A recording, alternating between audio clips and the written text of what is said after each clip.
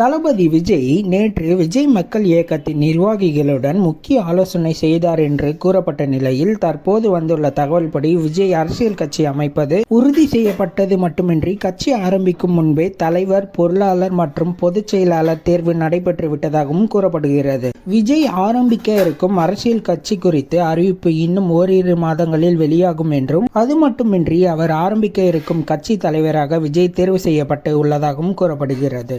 அதேபோல் பொதுச் செயலாளர், பொருளாளர் உள்ளிட்ட பதவிகளுக்கு நிர்வாகிகள் தேர்வு செய்யப்பட்டு விட்டதாகவும், அரசியல் கட்சி தொடங்கும் தினத்தில் இது குறித்த அறிவிப்பு அதிகாரப்பூர்வமாக வெளியாகும் என்றும் கூறப்படுகிறது. மேலும் தேர்தலில் போட்டியிடுவது, எந்தெந்த கட்சிகளுடன் கூட்டணி அமைப்பது போன்ற ஆலோசனையும் நடைபெற்றதாகவும், கூட்டணி குறித்து இறுதி முடிவு எடுக்க விஜய்க்கு அனுமதி வழங்கப்பட்டுள்ளதாகவும் தெரிகிறது.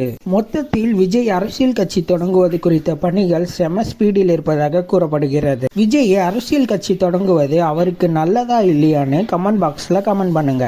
இந்த வீடியோவை லைக் பண்ற எல்லாரும் மறக்காம நம்ம குள்ளவெட்டி ரிவ்யூ சேனலை சப்ஸ்கிரைப் பண்ணுங்க, பெல் பட்டனை பிரஸ் பண்ணுங்க. மீண்டும் தமிழால் இணைவோம். வணக்கம்.